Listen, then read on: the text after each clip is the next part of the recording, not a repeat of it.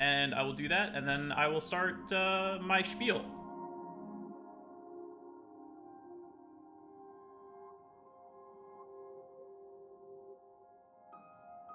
There we go. Oh, alrighty then. Now they can hear me. Fantastic! Yes, that audio was not my fault. Just talking with my own chat about prior audio issues. Cool. Benji, if I can give you a countdown and we can start the timer. Cool. I'm gonna go ahead and do that. So, start the timer down in 3, 2, 1, go. So, hello. I'm Tasselfoot. Please call me Tass. This is GRIS. Not GRIS, but GRIS. It is by Spanish developers, Nomada Studios. It was released late last year. It is a games as art platformer with light puzzle elements to it. Some interesting features of the game are that there is absolutely no text in the game whatsoever. There's also no damage and no death. Story of GRIS, which by the way means gray in Spanish, is about a girl who lost her mother, and she is now coping with the passing and that death. So we're gonna journey through the 5 emotions of grief with GRIS here as fast as we can.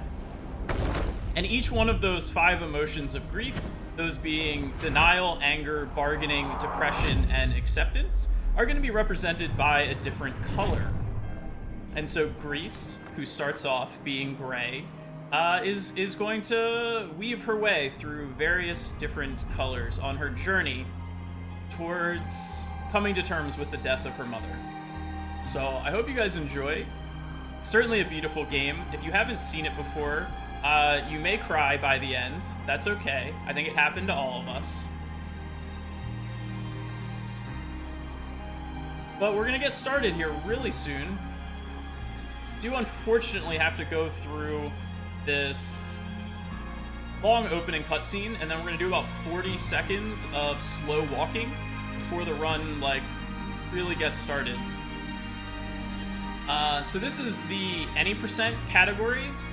In a speedrun game for GRIS, we have 2 different any percents. We have this true any percent, and we have a no out of bounds category. The one difference between those 2 categories is going to be about 50 minutes into the run. We're going to do 1 out of bounds clip that is going to cut out a underwater section, and it's going to save about 2.5 minutes. Other than that, the runs are almost exactly the same. There's 2 other very tiny differences that I'll point out when I get to them. But in effect, it's the same run as No Out of Bounds, just with 1 little clip. So you'll notice that we have an entirely white background. The first area and the first emotion of grief, denial, is displayed as and represented by the color white. So this is kind of our prologue chapter here, so we're not going to be in denial for very long, at least not currently. The notion that there are 5 stages of grief is definitely a misnomer. You don't go from one to the next and eventually just finish your grief. You flow through those various emotions. And the game does a really good job of that. We are going to move back and forth through the various areas, and the color palettes are going to change to represent that as well. So now that we've actually kind of really started the run here, you'll notice that I'm going to be bunny hopping. Bunny hopping is about 3% faster than walking on a straight line. It is significantly faster than walking up hills like this one that I'm on right now. And single jumping is going to be faster than double jumping, which we are going to get later on in the game. Sorry for the spoilers.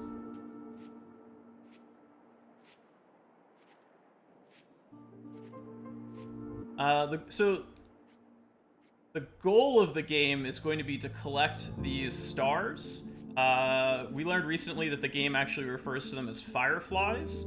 So the goal is going to be to collect these fireflies, and then we use them to build kind of bridges, and then eventually we're going to build a really large bridge at the end of the game. So this is the first star that we're going to collect. I want to say there's like 30 or so throughout the whole game. I'm actually not 100% sure.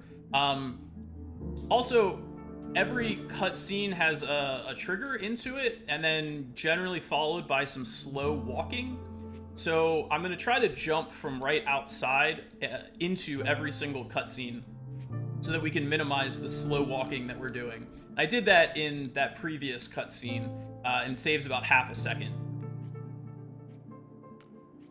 And different cutscenes jumping into saves different amounts of time. This one here saves very minimal. It saves like a quarter of a second to jump into that one.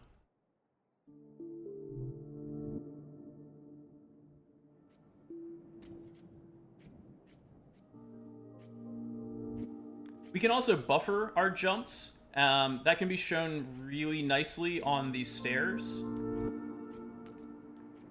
as we kind of like glide and bounce. Ooh, missed one right there. As we kind of glide and bounce up them. So we do have a nice little small window to buffer those jumps.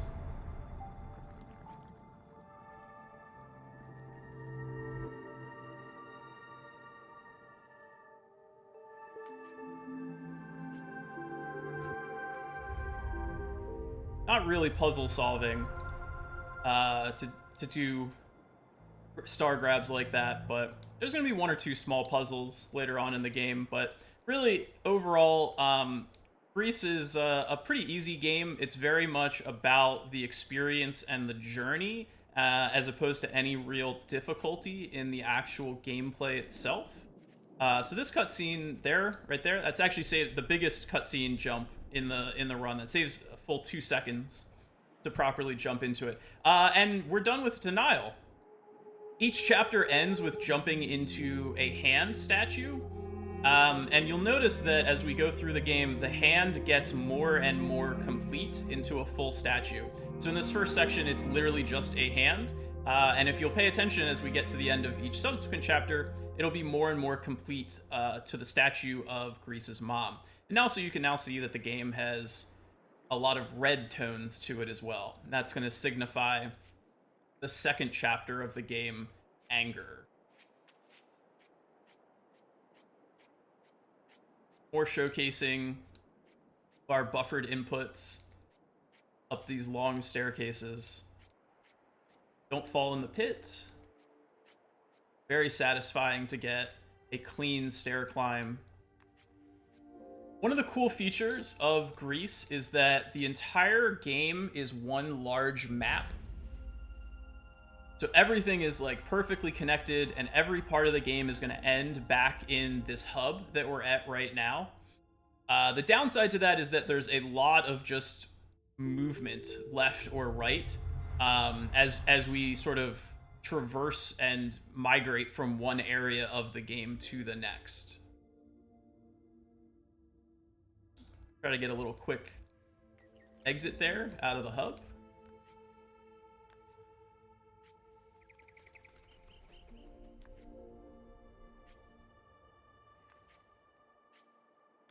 I didn't get it right there. There's a tiny little window, and I'll show it off in some other places as well, but it's what we call a zip.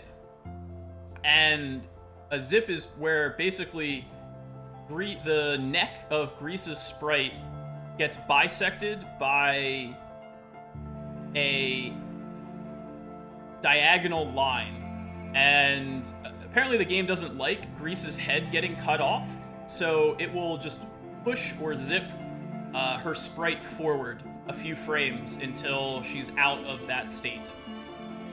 And so it's a really small time save to get a zip here or there, but it looks really cool. So, and then there's no real time loss to try for it, but if you do go into a spot where your movement goes against the diagonal, then it will zip you backwards slightly. So you do want to try to avoid that.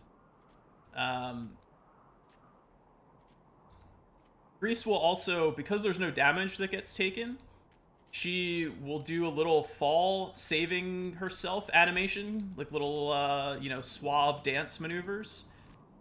We saw that at the bottom of that cutscene there. We're going to see it after we jump off this tower here as well. Hopefully we don't really see it anymore throughout the whole rest of the game. We're going to do a lot of different movements or jump height manipulations to prevent that animation from playing.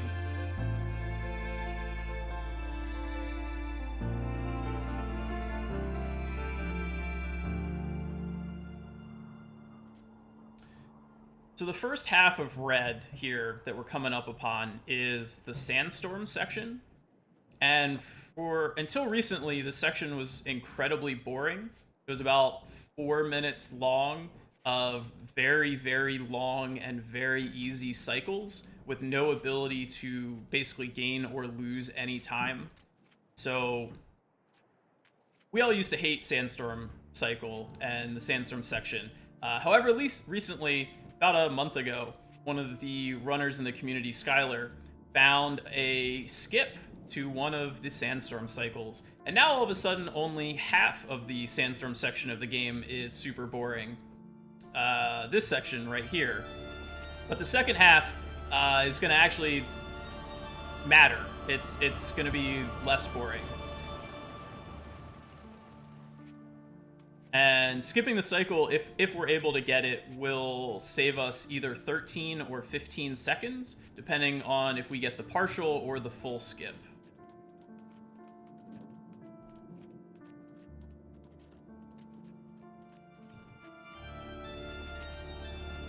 This is the last of the boring sandstorms.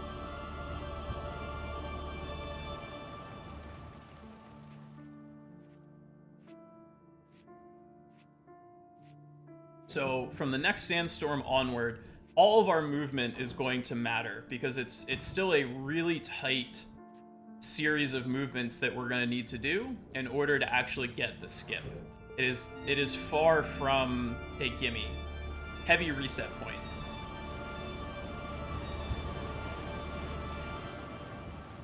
Starts with that, getting into the sandstorm as far as possible. We got to get a good jump here, conserve that momentum. So far, so good. But the hardest part will be after this sandstorm.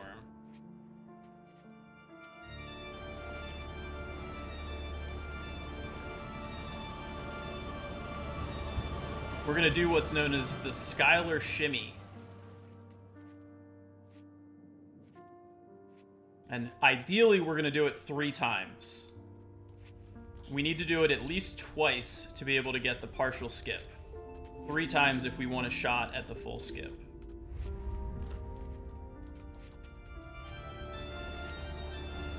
Nope. I got 1 shimmy.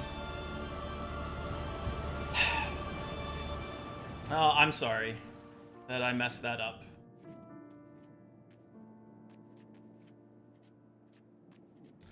So doing the shimmies allows you to get pushed further back into that cycle, and then because we're pushed further back, we're able to get further ahead in this cycle. Yeah, and so we needed to be able to make it onto that second platform to have any chance of making the skip. But I knew if I had jumped there to try for it, I wouldn't have made it. I would have gotten, not only would I have not made it, I would have gotten blown down, and I would have been blown all the way back to the bottom, and we would have missed a cycle completely. So not worth doing that. So if we had done it a little bit better, it would be not this cycle that while we're in this giant rocksteady here, but the next cycle. We would be able to jump out, and there is a new trigger that we would be able to go and hit before the cycle, the sandstorm starts. So it would look like this, but you can see that that little windmill thing is already moving before I had reached the other side and exited out. And so that was the trigger. So we missed it by like a second, unfortunately, which is why we needed to get a little bit further ahead through a second or third shimmy.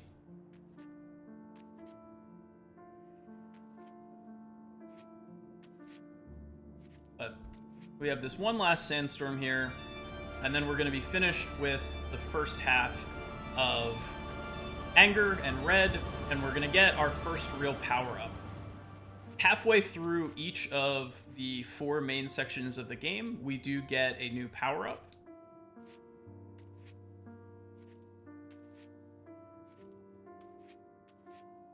They all require 2 stars.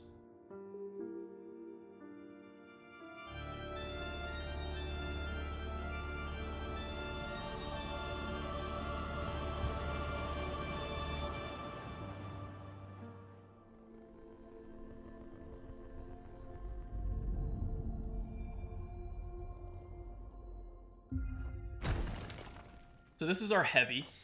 It's going to allow us to not get pushed back by wind, and it's also going to allow us to break things.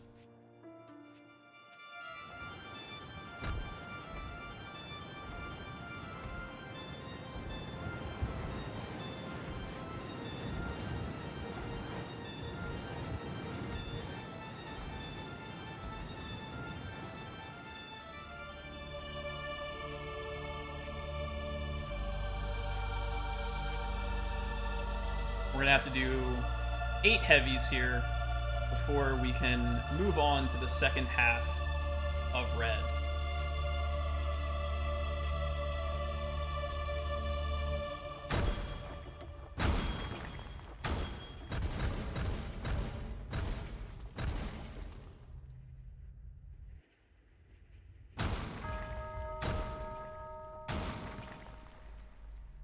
Three more.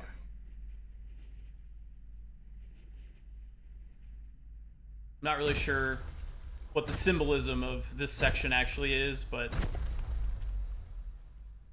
I'm sure it's something. I am a little too much of a meathead to get everything that this game is trying to tell me.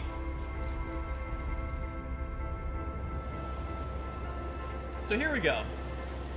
We are into the second half of Red. And this section is all tight cycles. Lots of opportunities to lose 6 seconds for every cycle that we can miss.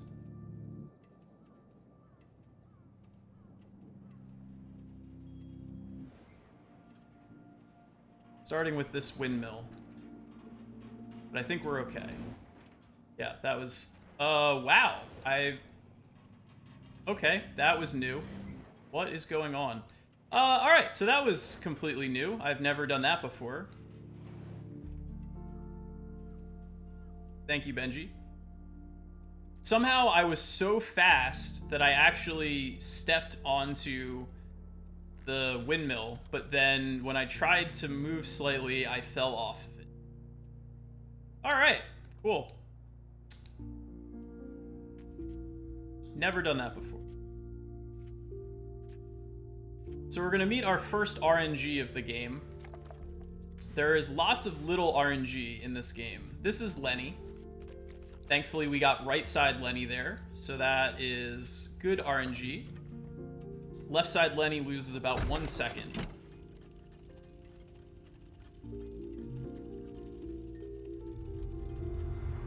We try to trigger that pressure plate as far left as possible while still being able to make it on that first cycle up to those stars.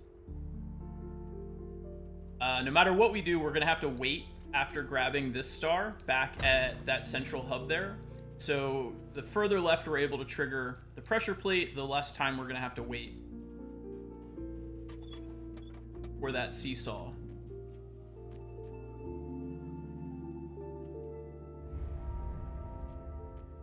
And Lenny is RNG because he waits on the left and right side of his cycle for a random amount of time. Why that is, I don't know. There is also star RNG back at the hub. Every time we go to deposit our stars into the heavens, they take a little bit of a random pathway, so that can lose you up to about half of a second each time. There's also loading RNG at the beginning of the game that can also lose you up to about a third of a second. So collectively, the RNG in the game is only about 5 seconds, but the entire run we try to play within about 20 seconds of our sum of best, so 5 seconds of RNG is kind of annoying. Right there, I just did an insta-heavy. That is a similar mechanic to the zips that I explained before, but basically, if we do a heavy in exactly the correct frame that sort of bisects its seam, the game will think that the heavy is being done inside of like the rock sprite, and it won't know how to handle that, and it'll just instantly open and instantly break the rock. That saves us about half a second as well by not having to go through the rock, the heavy open animation and then the movement to go and break the rock. This is George. He is Lenny's buddy.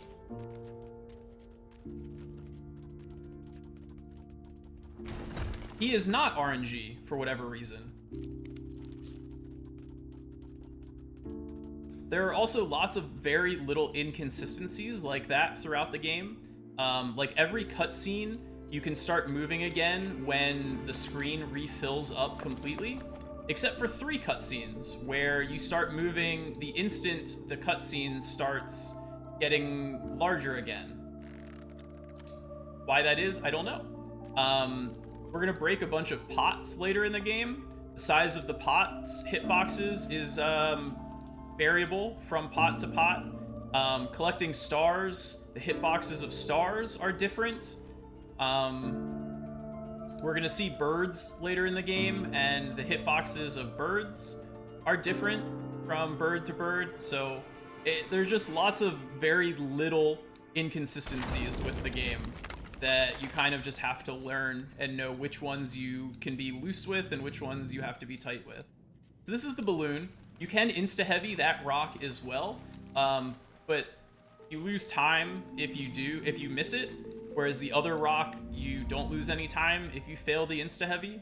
And we make the same cycle either way back here at the center, so to me, there's no reason to try for that insta-heavy, because only bad things can happen. So that is a really tight cycle right there. It requires getting like really good movement of George and a really good balloon movement. And you have about 1 second worth of movement error to be able to still make it. Now we're coming up to the end of Red. We just have to climb this Ferris wheel. And the top of the Ferris wheel is one of 2 spots in the game that is actually different between any percent and any percent no out of bounds. So I actually didn't mention that to do any percent, you actually have to down patch the game. So I'm playing on version 1.0 of the game right now, as opposed to no out of bounds, which is run on current patch. And I think what happened is that at some point, the devs decided to make 2 spots in the game more lenient, and that spot right there at the top of that Ferris wheel is one of them. In current patch, if you walk off the edge and then do a heavy, it will still trigger that pressure plate that I just triggered. But in 1.0, if you walk off that ledge before starting your heavy, it will not trigger. And that is a really bad time loss. That's like 20 seconds. So that's one of the things that you have to be aware of when running any percent. And there's a similar thing at the very end of Green that I will explain when I get to it as well. But I think in both cases, the developers made those small parts of the game more forgiving after the initial patch. And then so our current patch strats take advantage of the more forgiving gameplay. But even with that, GRIS is a very forgiving game overall, which we do take advantage of. There are a number of cycles and tricks in the game that are only possible because the cycles and the game is forgiving. and it lets you jump onto things earlier than you should be able to, jump off of them later than you should be able to, coyote jumps, things of that nature.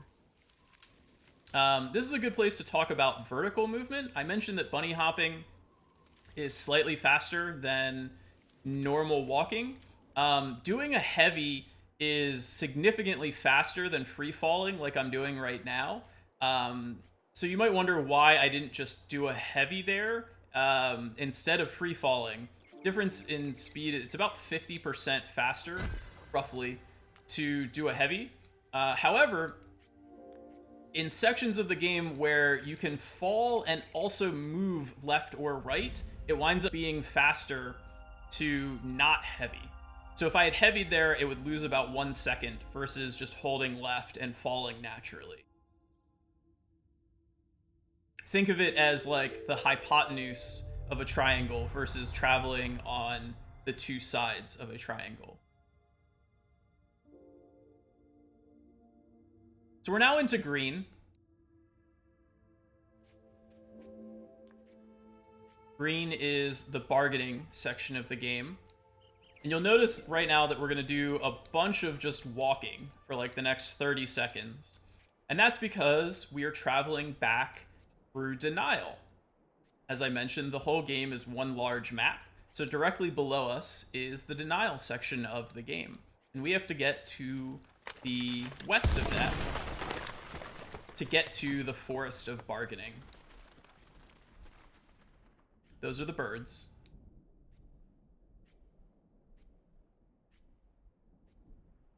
And we're going to try, we can do insta-heavies off of the ends of platforms as well. So I'm going to try to do one right there. Nope, I was early. So we can't get any horizontal movement jumping off of that ledge. There's an invisible wall. So that's why we do the heavy there.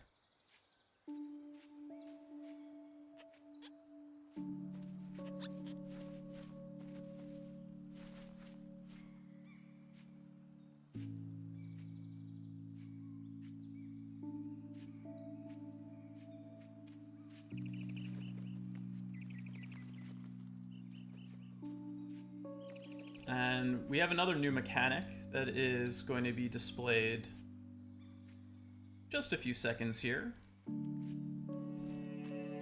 Or cycles.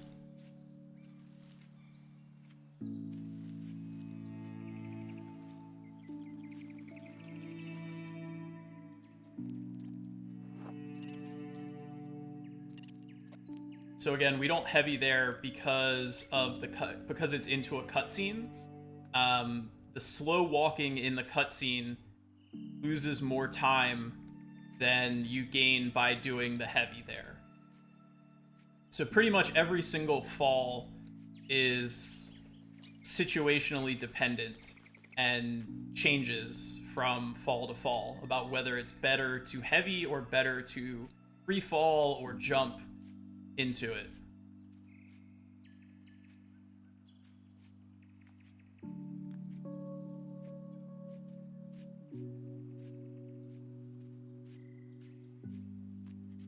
So we have two cycle sections here. Skip that platform, we don't need it.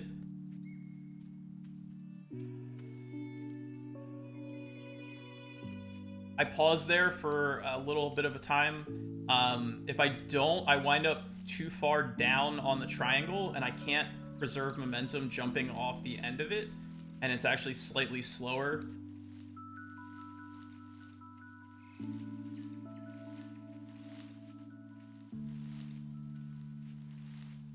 Anytime we get a like forced slide situation, we want to be able to jump off the edge of it to maintain that faster speed and momentum.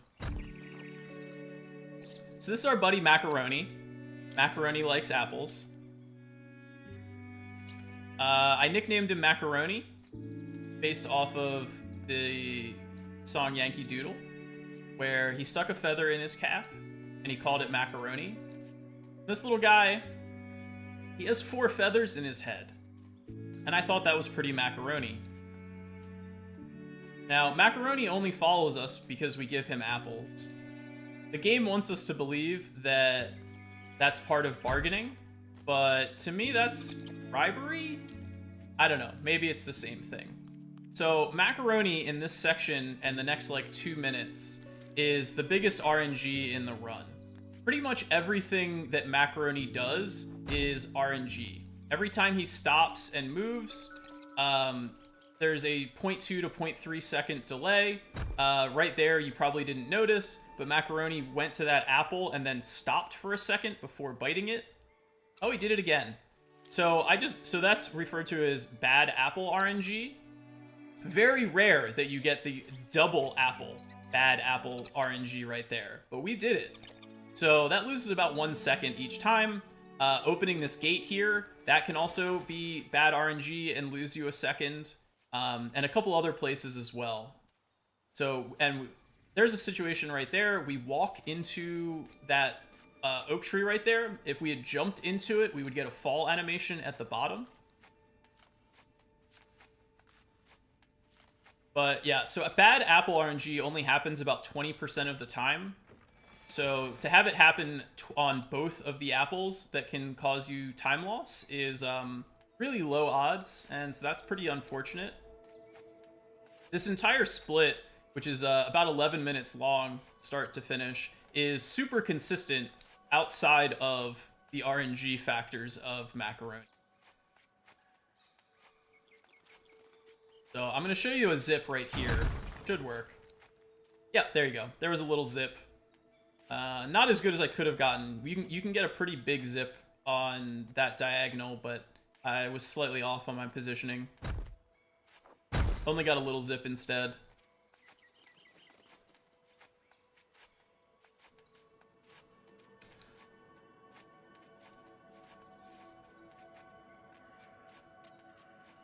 We don't want to give him that apple, because he's a bad Macaroni. There's 4 extra apples that we don't need to give him. If you give him all 4 of those apples, though, you get an achievement for it. So we get to ignore it for this category. Come on, buddy. You cost me enough time already. Get off your behind. Come open this log for me.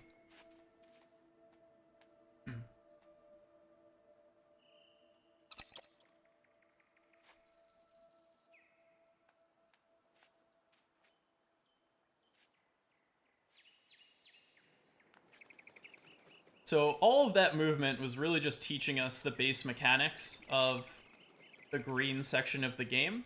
And now we get to grab our 2 stars and get our green power up.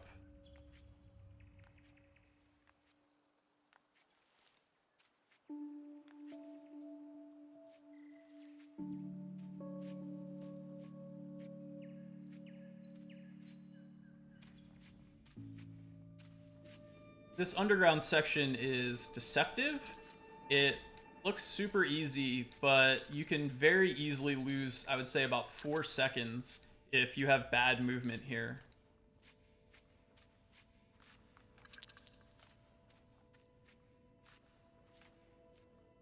So that was pretty good.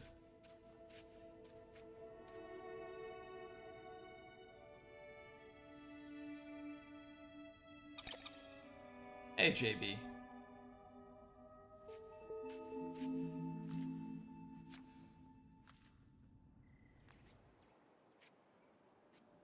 Alright, we get to say goodbye to Macaroni and his annoying RNG. We are actually done with all RNG in the run, except for the star RNG at the end of every section. But all other RNG is now done. Or in the game. Hooray! And we still have one more mechanic to play with in this split for our second star. We're going to get introduced to red trees. This goes with the motif of still moving through emotions of grief. Notice how we're still in green, but we have some red here.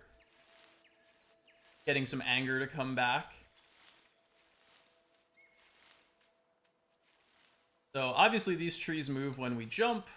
That's annoying because obviously jumping saves us time. But it's not too big of a deal.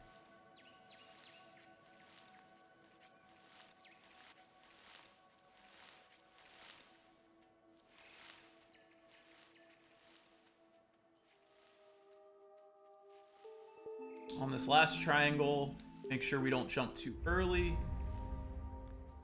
Fine. If we miss that ledge there by jumping too early, we fall to the bottom, and there is a bottom path to get back to the hub, but it's 3 seconds slower. Not a huge deal, but time loss is time loss. Alright, so we're going to get our second main power-up of the game here, and that is our ability to double jump. So double jumping is the same speed as walking on flat ground, so it's 3% slower than single jumping. However, when we're in double jump, we get to float. So we can travel further in the air, which certainly has its benefits.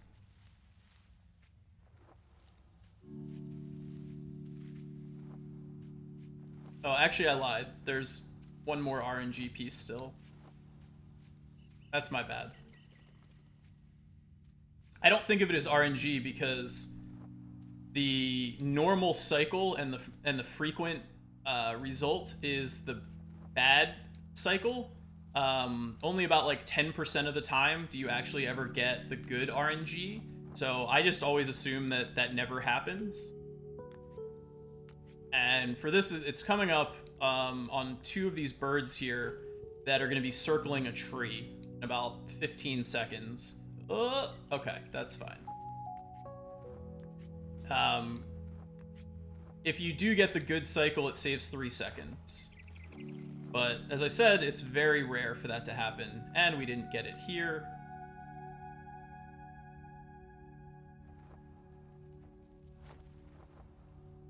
Oh, we're fine. Okay. So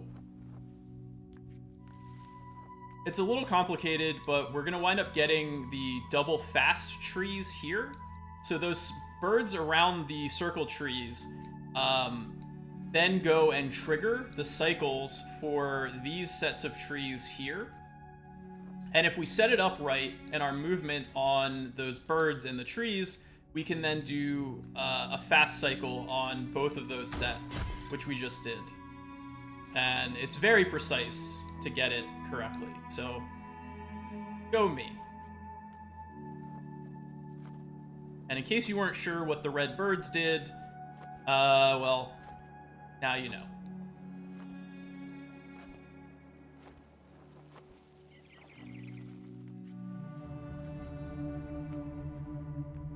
Now we're going to break pots.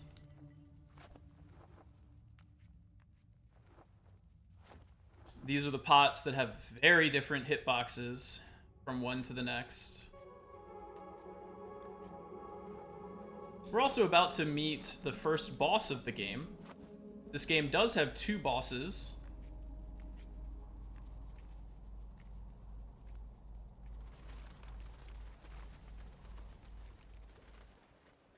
Say hello to the big bird.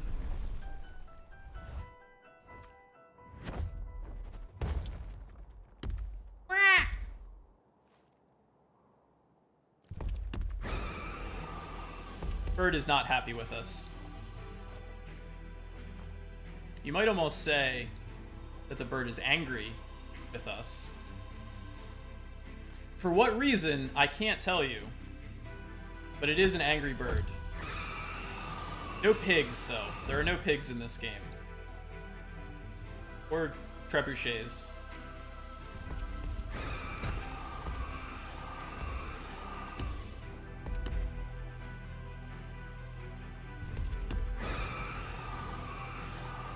Oh, also now that we have a double jump, we're going to do a lot of jump cancels throughout the game for various reasons.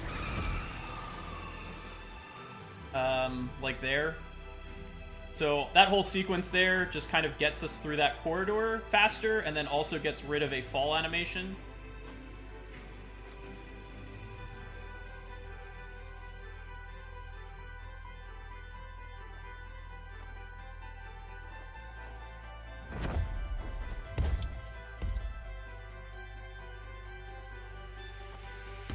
But yeah, usually the jump cancel is to just, you know, end our vertical speed and transition it into horizontal speed.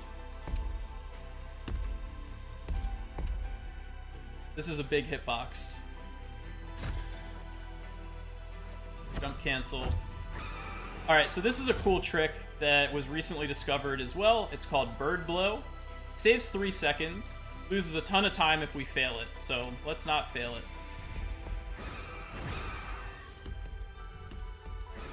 First try Bird Blow. Let's go.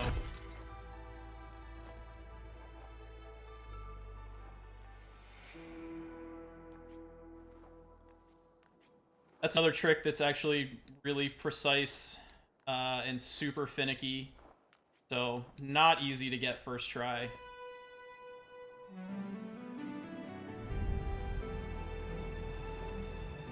So yeah, over the casual strat, it saves 3 seconds if you get it first try, but it loses between 7 and 10 seconds each time you fail it, depending upon how you fail it. Jump cancel.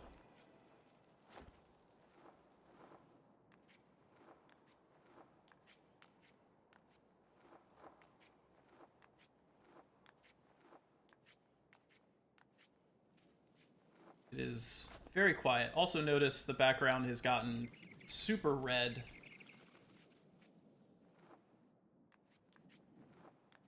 We're coming up to the real battle here with the bird. It's gonna be epic. And of course we're gonna do a bunch of cool strats to make the fight super fast.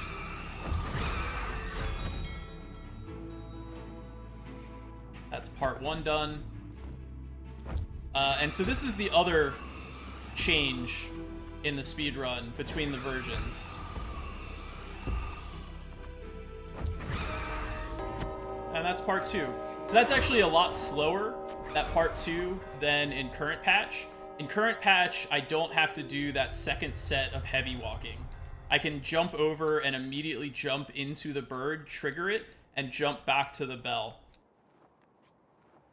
It's about 5 seconds faster in current patch. And now we just have to climb a really long staircase. Once again, notice the hand, but look at how much more complete the statue is getting.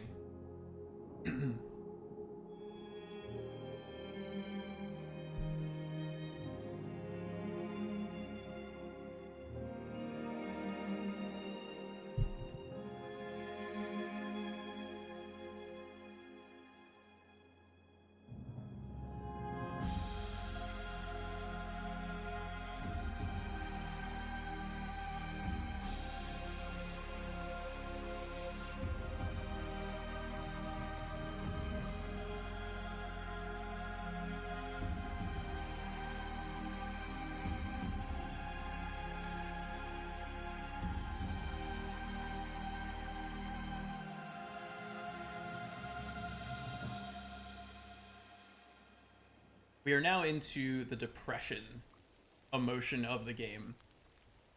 Things have transitioned to blue, raining. We now have water in the game. And for now, water is going to be our enemy. It is incredibly slow to fall into water and to move, to get out of water and to move in water. We're going to start the split with a little skip here. Nice. So we got it. So there is a very small window there and a tight blind jump to get that fast glide out of that tower. It loses about 1.5 seconds if you are either too early or too late in when you attempt to glide out of that tower.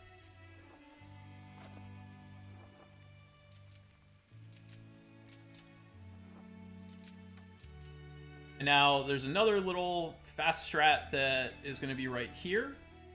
There's a memento, which I haven't talked about what those are at all. Cool, so we made it up there. Again, that's really, really tight window to make that cycle and that jump. And if we continued up here, up top there, we would progress along and we would be able to collect one of the 28 mementos that are in the game. that is our 100%. They are not needed to beat the game. You can see it above my head. But going partially up that memento pathway there saves about half a second because of the momentum from the bird, and also because it skips a little hill that you have to climb that's pretty slow. It also doesn't lose any time to try to make the cycle, even if you miss it. This is going to be our kind of first real movement in water here. We're going to try to get out of it as early as possible.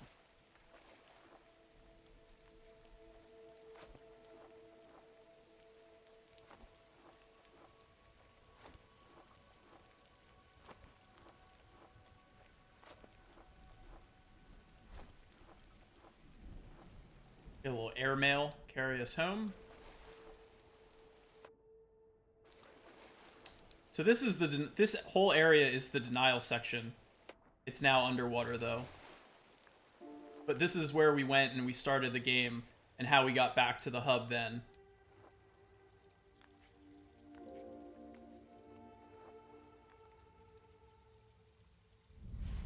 That was clean.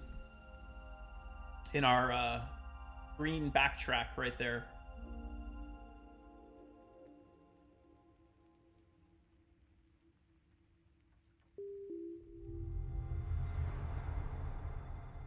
So now that we're in the depression part of the game, I always like to mention that, you know, if you're going through a tough time, if you're, you know, not happy with what's going on and you need someone to talk with, the National Suicide Prevention Hotline is always available.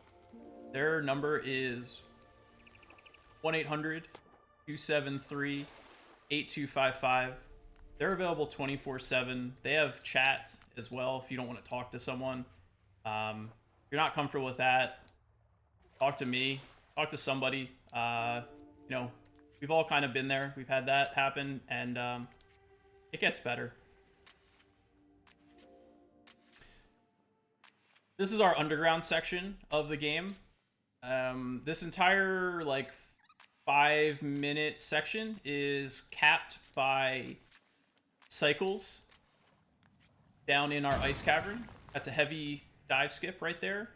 Saves 5 seconds. So we're going to be able to make what's known as our fast cycle. The biggest issue about making that fast cycle is whether you hit the heavy dive skip or not. Each cycle down in the ice cavern below is on an 8-second timer. And if we do everything right, we have about 7 seconds worth of leeway on to whether we're going to make that fast cycle or not.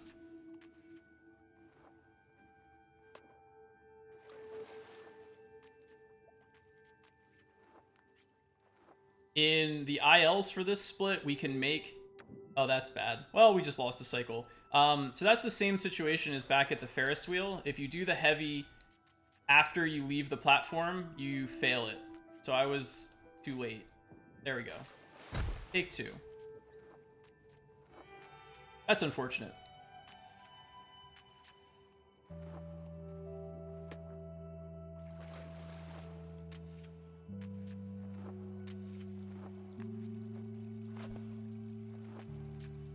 Otherwise, this section is really serene. Like, this game is so beautiful, but I mean, just look at this scene. Take in how gorgeous that is.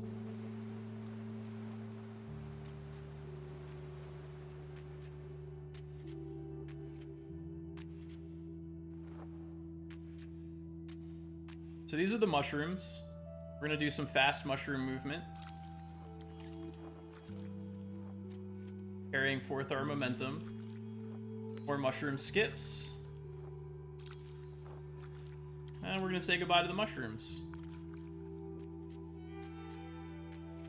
And now we're gonna get through this pulley section really fast.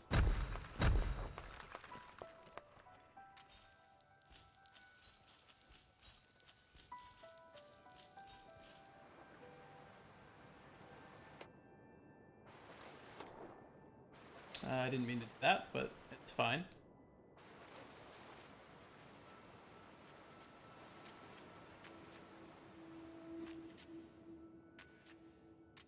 We have another massively large hitbox for a pot. Clear that off.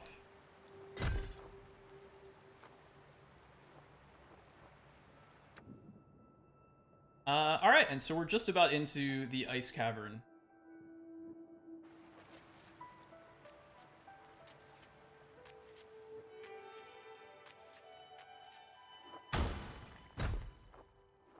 And this is the most puzzly section of the game, if you can still call them that. Which is to say they are not very puzzly.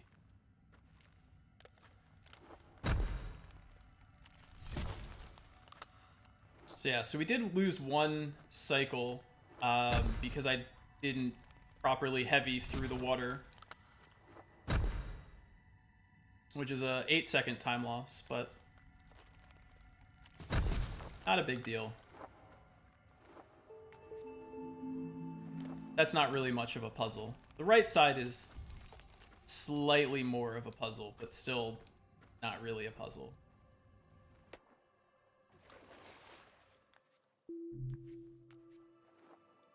And we can also skip a cycle here on the right side.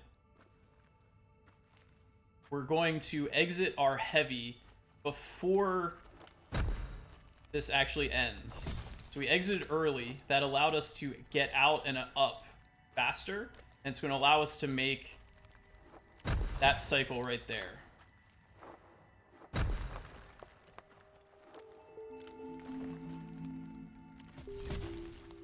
So leave a little statue of myself for anyone who happens to wander down here in the future. All right, and so now we're going to get our third power-up, which is our ability to swim. Or dive, as we call it. This is also going to be our out-of-bounds section of the game right here.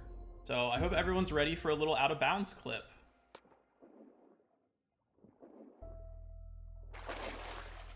Also, water movement has now gone from being the slowest mode of travel to being the fastest mode of travel.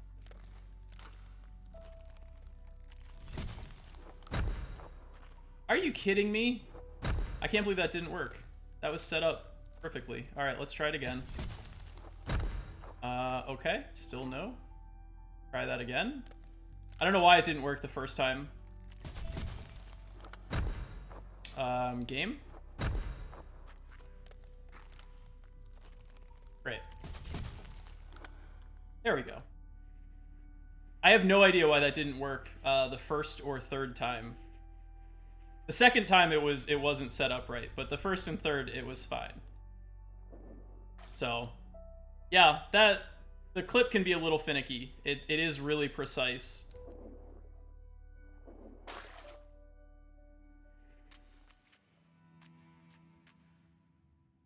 I swear I know where I am. All right. So this area of the game, we're skipping an entire underwater section, and we're now gonna land at the end of blue into the hand again. I'll explain more once I do it because I don't want to hard lock the game, which is what happens if I mess this up. So I'll explain it into the cutscene when I'm done here.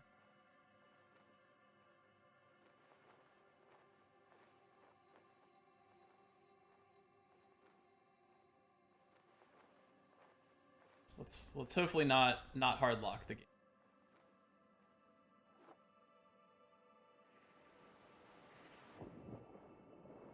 Crap. Yeah, so that was bad. This is why the estimate was still high. I missed the hand, and as a result, I hard locked the game, and we have to go back and do it again.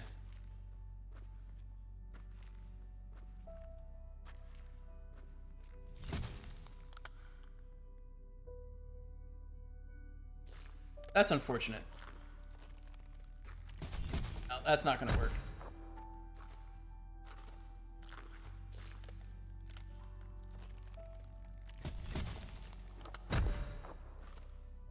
I don't know why that doesn't work, though. Alright, this should work. Okay. So, and alright, this is the better setup as well.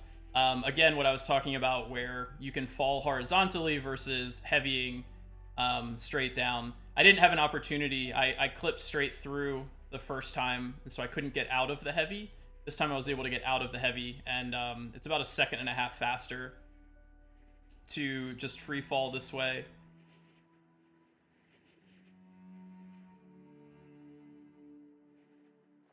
All right, so let's try this again.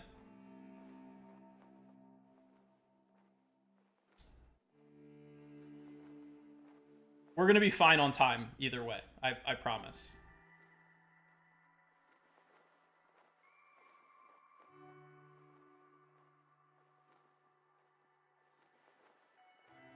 Just a casual 2-minute time loss. No big deal.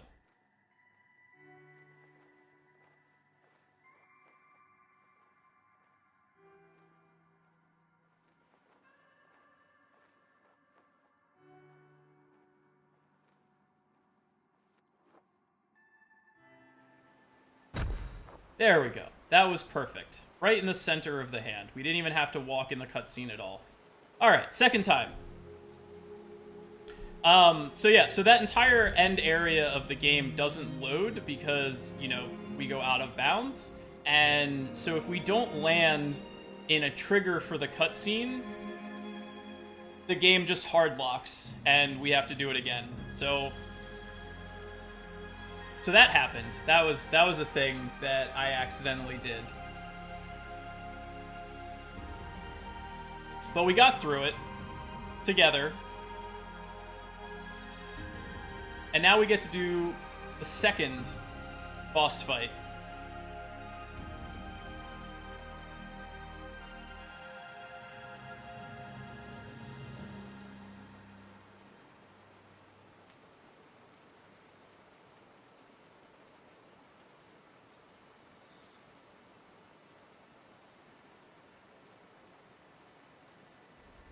So we try to speak there, but we still don't have our voice, which is why there's no text in the game.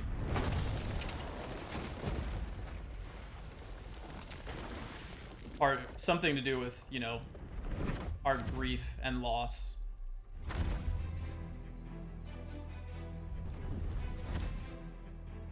I will say that the underwater section is really fun.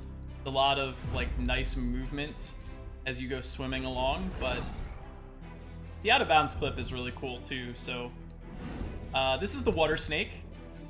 It's the same personification as the bird, just now in underwater form. I got bitten there for some reason. Doesn't really lose any time though. This is very much an auto-scroller. Give or take like 1 second.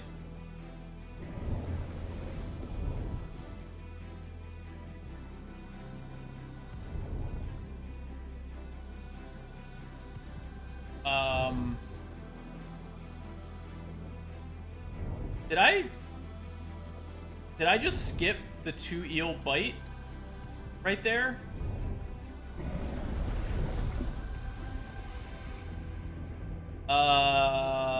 That was new.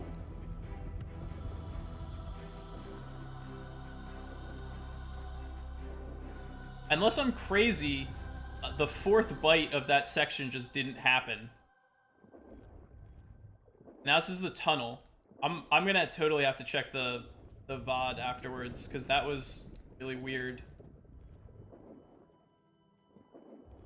This is the section of the game that new players get completely lost in.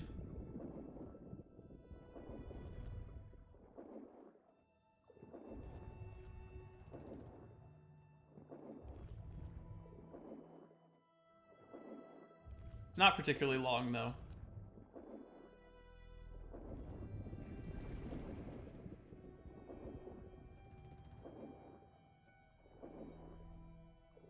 And then we're going to transition back into the second half of the eel fight.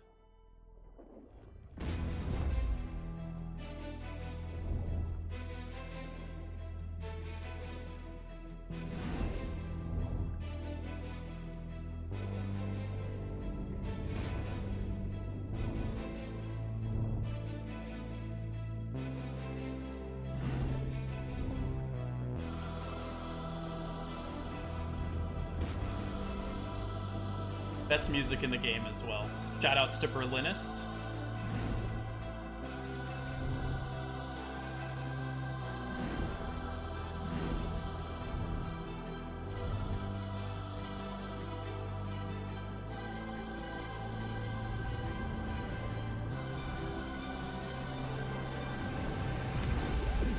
Turtle, turtle, turtle, turtle saves the day again. Turtle, turtle, you're my hero. Why are you so awesome at these marathons? Turtle, coming out and exploding up that eel to rescue me.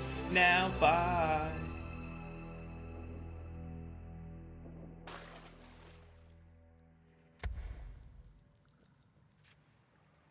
That was my boy Turtle. We see more of him in No Out of Bounds, but we skipped his section of the game.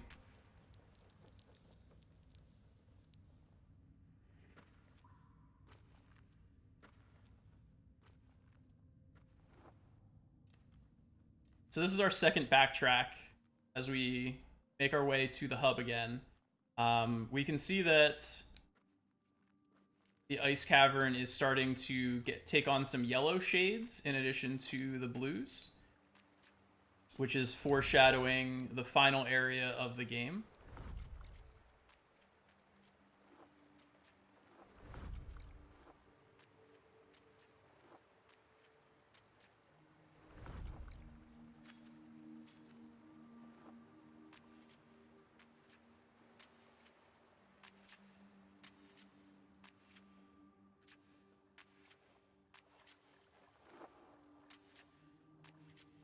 Not too much to say here on this backtrack.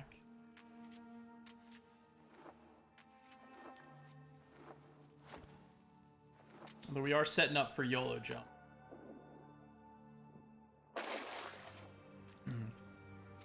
I dubbed it YOLO jump. Right there, that's the YOLO jump. It saves 1 second, but loses you 15 if you mess it up. So, not exactly the smartest strategy to go for, but it looks really cool. I found that one by accident and nearly gave myself a heart attack.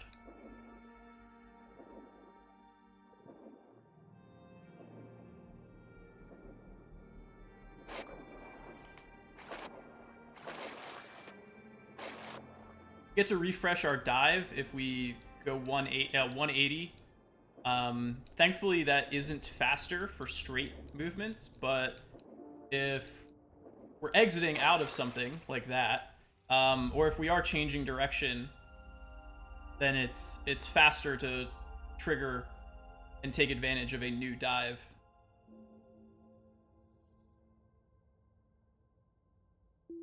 Plus 0.0 on that split right there. Not too shabby. It helped that we got some good star RNG. Alright, so we're into the final section of the game here. And that is acceptance.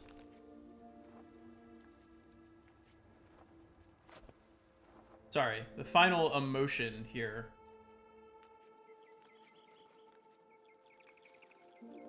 I meant like game stages, not emotion stages. When I used the word stages.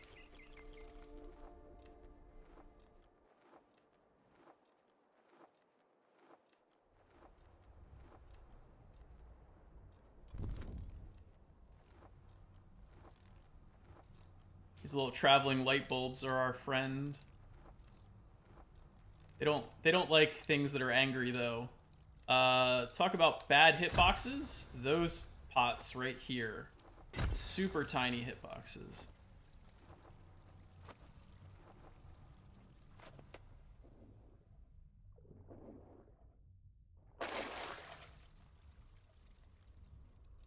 Not clean there out of the water.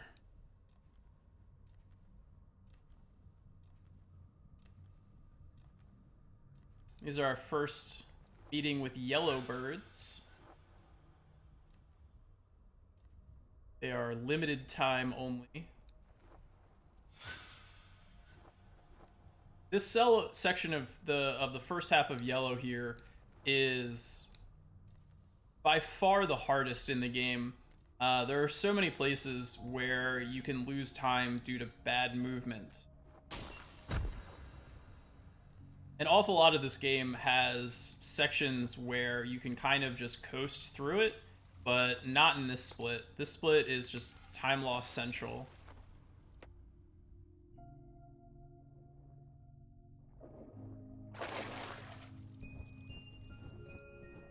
We get to do a lot of momentum conservation here out of these squares.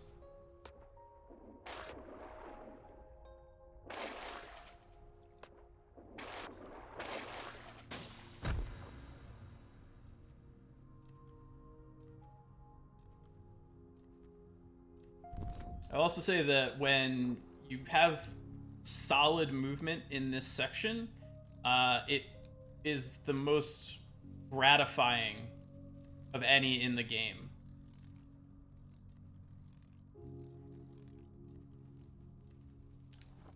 Like hitting those water squares feels really nice. And there's going to be an upside down section that we're coming up to in about a minute that is very similar. Super gratifying to hit it well.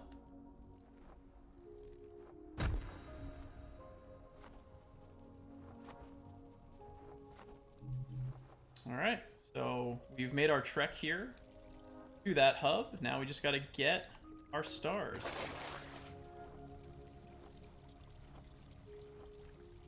You can go either side first. No time loss. One side over the other.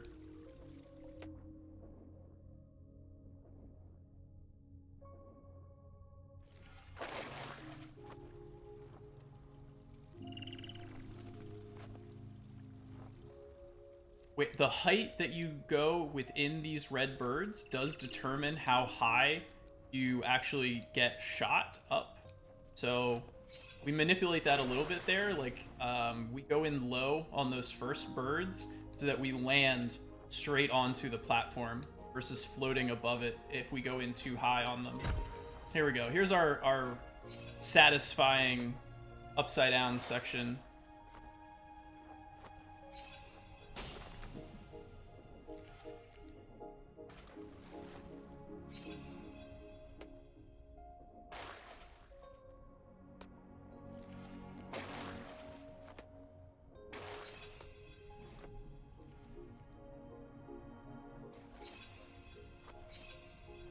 Nice. That was really clean right there.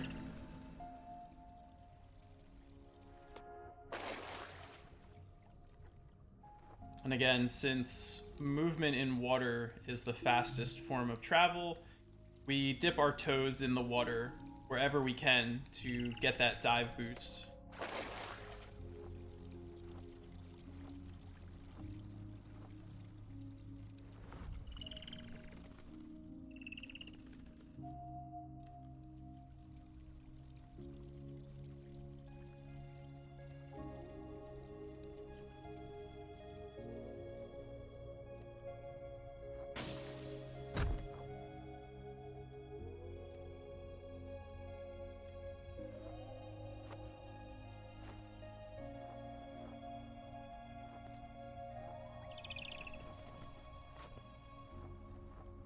Little platforming that we're gonna do here. Nothing too special.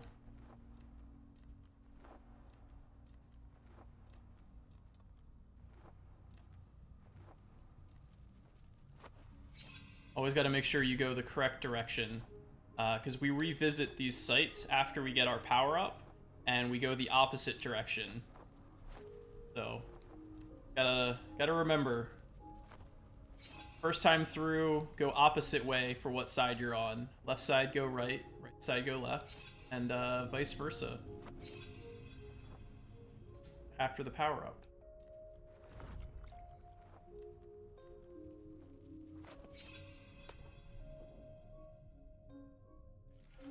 Got a little strat here, so we don't have to go back right side up.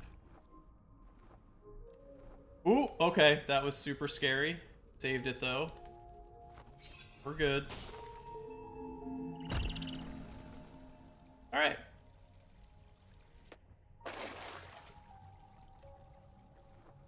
That would have been really, really bad to have fallen off. That would have been like, I don't know, 10 to 15 seconds of time loss.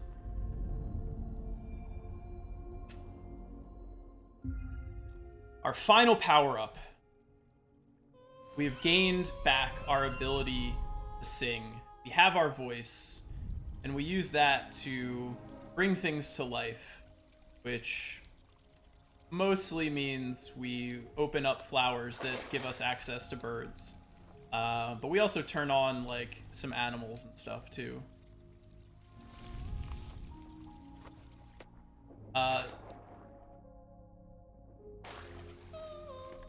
So this is the spider. He's one of the animals that we activate and turn on. We're gonna ride him for, like, 2 quick seconds, and that's about it. But coming up is, by far, the hardest trick in the game. On each side, there's going to be a star with a room that has a really big skip on it. On the right side is Bug Room, and Bug Room normally, or casually, will take 2 cycles. There's a very easy 1-cycle trick, and then there is a double pixel perfect 0-cycle trick. I have plenty of time here on the estimate, so I'm gonna keep attempting no cycle for you guys until I hit it. I would say I normally get it about 25% of the time. So hopefully it won't take too many attempts.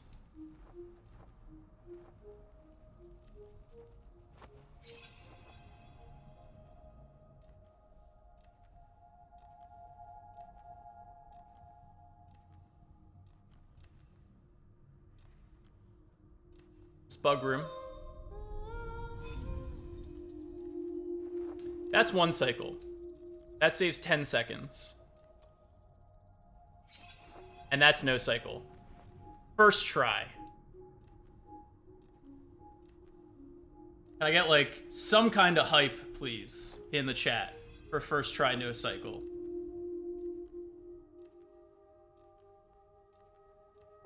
If anybody's there.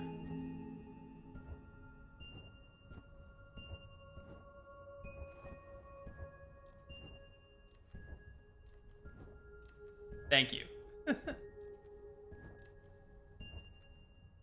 Glad someone's paying attention.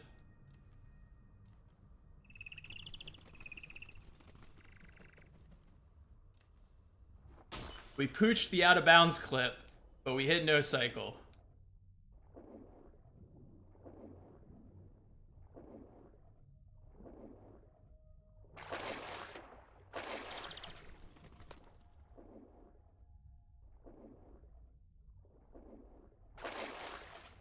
That was good water movement there, too. So about 2 weeks ago, I found this new route right here.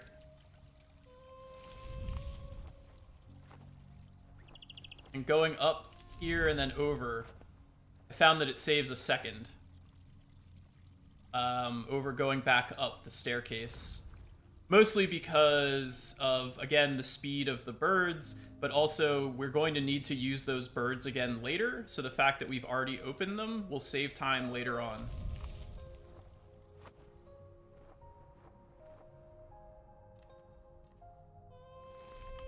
So if we do that sing right there into this cutscene right at the edge, like I did, it gives us a free insta-heavy off the ledge. All we have to do is hold down heavy, hold down left, and we're going to do a free insta-heavy off the ledge.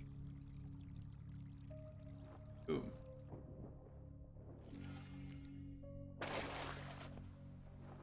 Okay, that was a little sketch.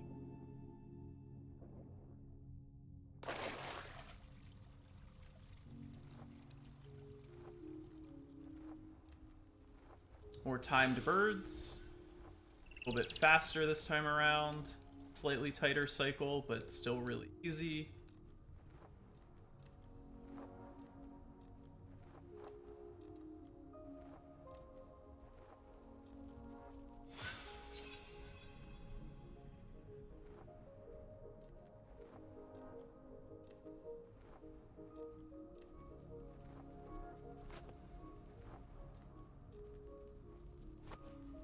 All right, so on this left side here, we have Flower Room. And just like Bug Room, there is a skip so that we never have to see the top part of the room. This one is significantly easier, though. It's pretty much free. Okay, so that wasn't a very good skip. I floated in the air for a while, but I did get the skip still. Basically, all you have to do is mash.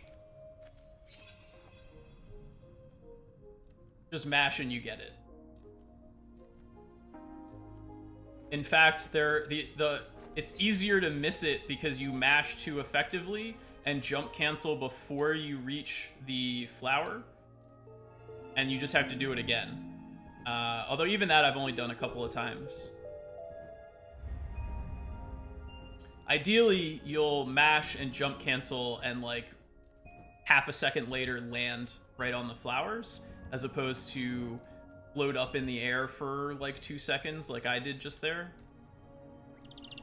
But still much faster than having to go up top and trigger all of those flowers and then like maneuver your way back again.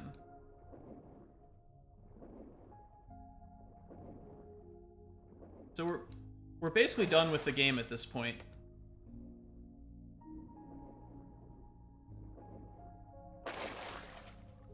We're done with anything that's hard.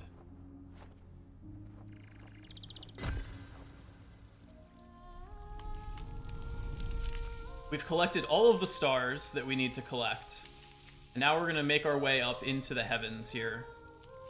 This is the one star deposit that does not take place in the hub.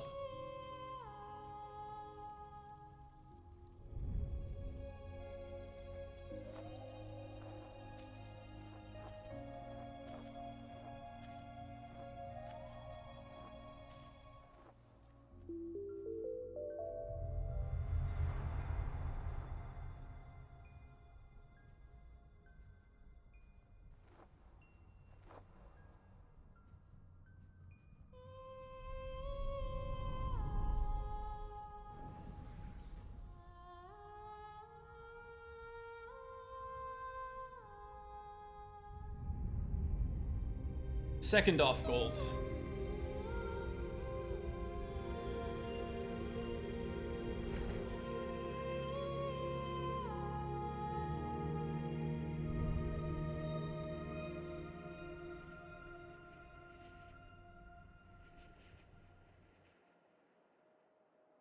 So we're finished with yellow, and we kind of just have the ending portions of the game left. They're known as black and lilac.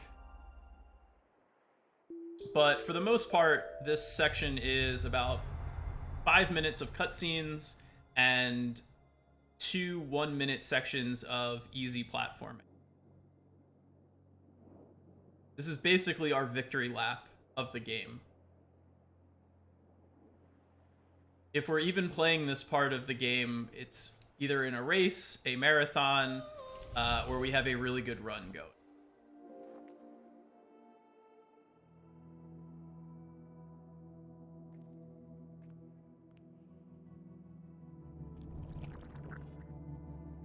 So, but if you've been following the plot of the game to this point, this definitely will finish off the storyline for you.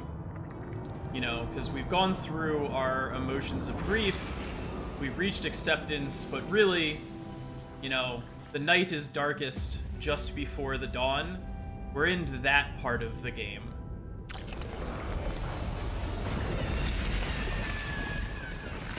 And we can see that the bird, the eel, those manifestations, they're really just our own inner demons that we were fighting against all along.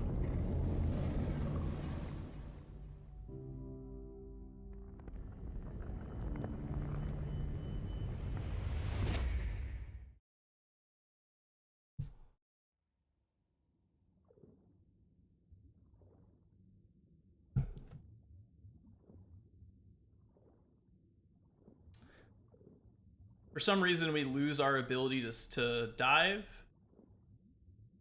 Maybe this isn't water. It's like primordial ooze or something, or the river Styx. I don't really know. Again, symbolism is kind of lost on me, but you know, the statue that we worked so hard to put together, it's crumbled, it's broken apart, and we have to climb the pieces to make things whole again.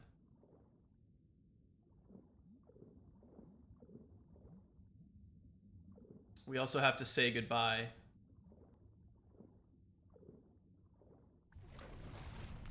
Bye, Mom.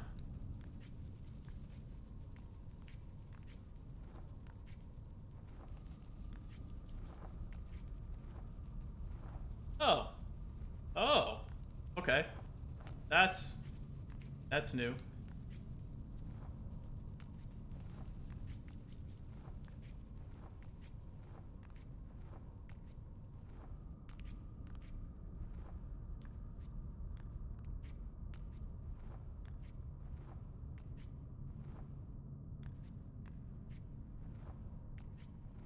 When I said we had to climb the pieces, I meant that literally. Yeah, simple platforming.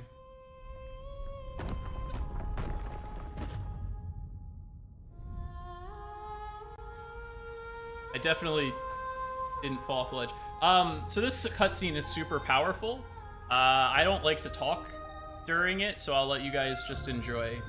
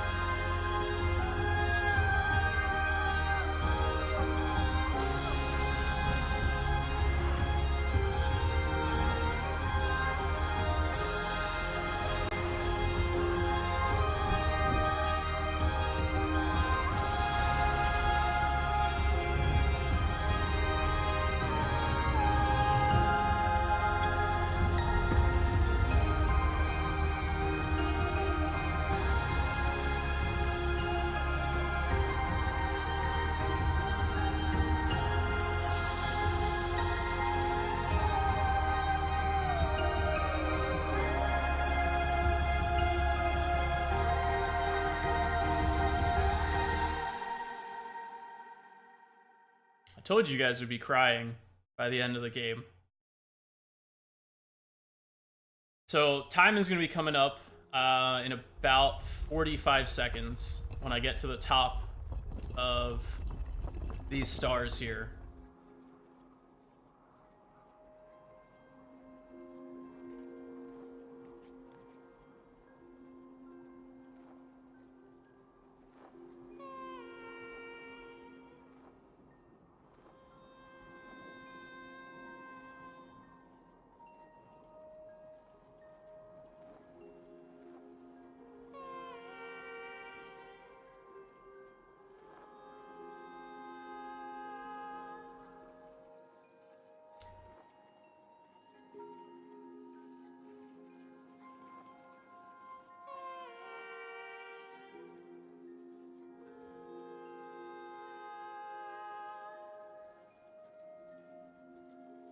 One more cutscene to jump into. All right, time is coming up now.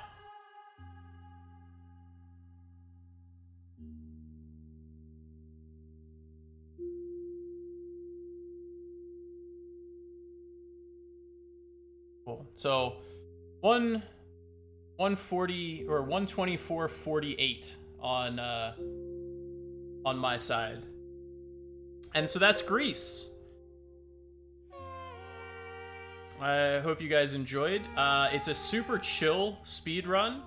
If you're looking for a counter to a game that's like really challenging and intense, I highly recommend trying out GRIS. Or if you're new to speedrunning and looking for an entry sort of a game that's not going to be overly taxing, again, GRIS is a great place to start, especially the no out of bounds category. And stay tuned for Head Bob as the final run of the marathon with Pokemon Omega Ruby. Good luck, Head Bob. Thank you guys for letting me showcase GRIS here at Insomniacs. I'm Tass. If you liked this, feel free to give me a follow at twitch.tv/Tasselfoot. And take care. That's all I got.